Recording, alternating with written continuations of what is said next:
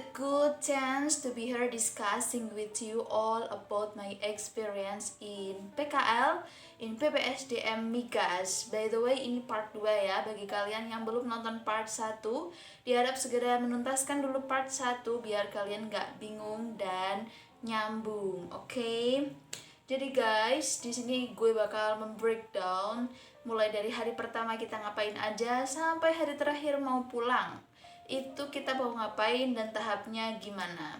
Dan for your information, V, jadi PKL di PPSDM Migas itu periodenya bermacam-macam. Ada yang cuma 1 bulan, ada yang 2 bulan, dan bahkan ada yang 3 bulan.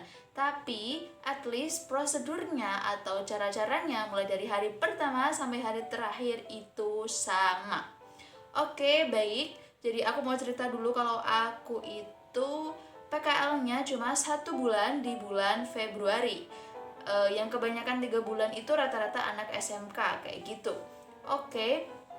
Jadi di hari pertama mulai ya, aku udah di kos, udah setelah melewati semua pendaftaran, sudah konfirmasi, habis itu udah dimasukin grup, kemudian kita udah di kos, kita udah dicepu. Habis itu hari pertama kita ngapain guys? Hari pertama tentunya kita orientasi umum atau pengenalan perusahaan.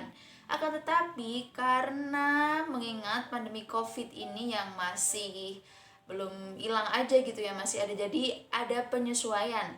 Orientasi umumnya dilakukan secara online by Zoom.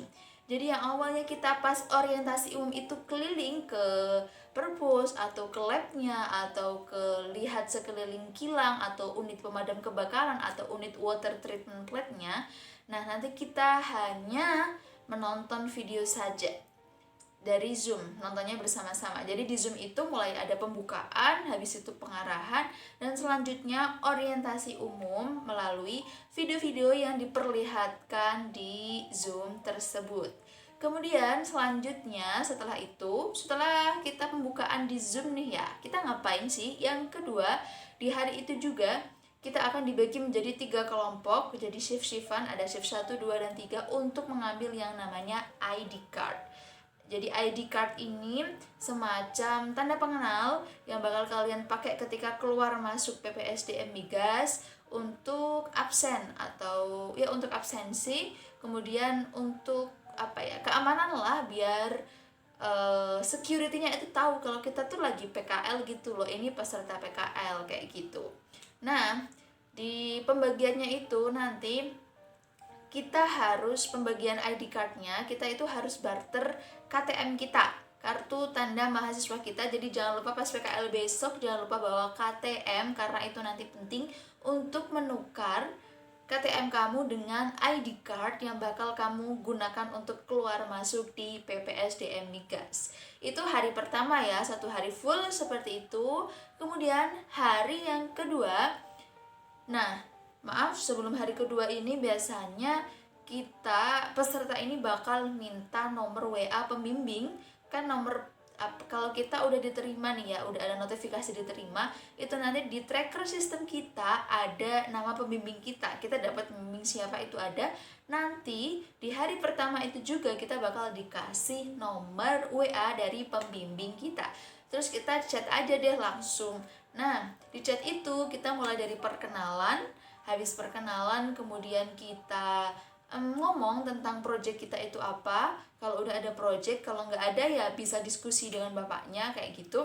Nah, kalau saran aku lebih baik kalian itu perkenalan kemudian minta waktu untuk bisa berdiskusi secara langsung. Karena apa?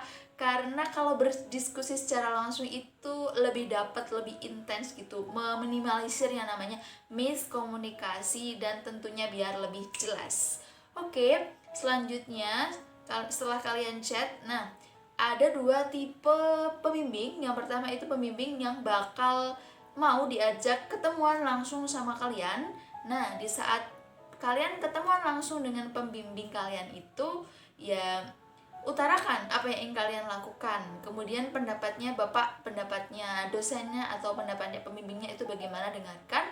Nah, biasanya pas ketemu langsung itu pembimbingnya bakal memberikan arahan kalau alat yang bisa dipakai di sini tuh ini loh.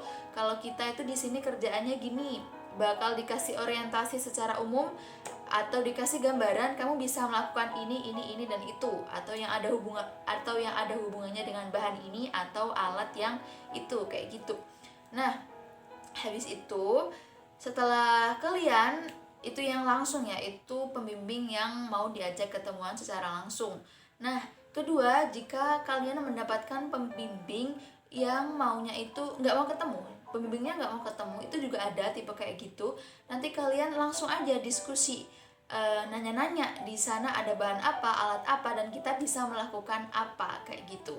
Nah, apa sih sebenarnya fungsi kita chat dengan pembimbing, kemudian bertemu dengan pembimbing? Yaitu untuk menentukan jalan kita tuh mau ngapain sih di situ. Nah, itulah fungsinya kita bertemu dan berkonsultasi dengan pembimbing instansi di situ.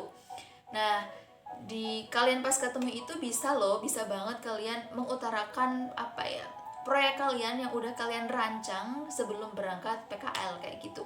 Biasanya agak dimodifikasi, disesuaikan dengan alat dan bahan serta keadaan di sana.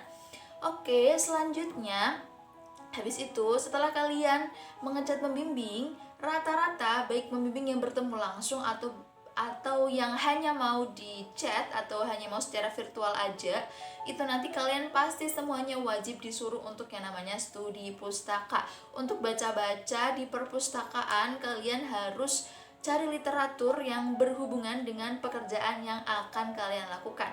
Istilahnya kita disuruh untuk nyari judul. Jadi setelah kalian bertemu dengan pembimbingnya, itu kalian gak langsung dikasih judul, tapi kalian bakal disuruh untuk studi literatur terlebih dahulu, membaca-baca jurnal, kemudian mencari-cari laporan-laporan PKL sebelumnya, itu semuanya ada di perpustakaan. Nah, kalian nyari di sana, setelah kalian lama nih nyari, udah studi pustaka banyak, dapat judul. Nah, langkah yang ketiga, kalian konsultasikan kepada pembimbing. Bapak, saya punya judul ini, bagaimana? Apakah bisa kayak gitu? Nah, biasanya dikasih masukan, terus atau dikasih revisi, atau dikasih arahan, kamu melakukan ini aja, kayak gitu. Pokoknya cepet gitu ya. Jadi kalau aku dalam waktu 1 bulan itu, aku kasih fase-fase. Jadi minggu pertama aku nyari judul, kemudian nyari judul dan harus fix, udah dikonsultasikan. Kemudian minggu kedua aku mulai melakukan proyekku itu tadi. Kemudian minggu ketiga aku interpretasi data sambil membuat laporan, dan minggu keempat itu finishing laporan serta selesai kayak gitu. Nah, setelah kalian dapat judul itu, segeralah kalian lakukan proyek kalian. Dan tentunya jangan lupa untuk selalu berkonsultasi dengan pembimbing kalian. Kalau ada apa-apa bisa bertanya, bisa minta bertemu, atau bisa berdiskusi lewat Zoom. Kemudian setelah kalian melakukan proyek kalian, buat laporan. Jadi di PKL PPSDM Migas ini kalian hukumnya wajib untuk membuat laporan.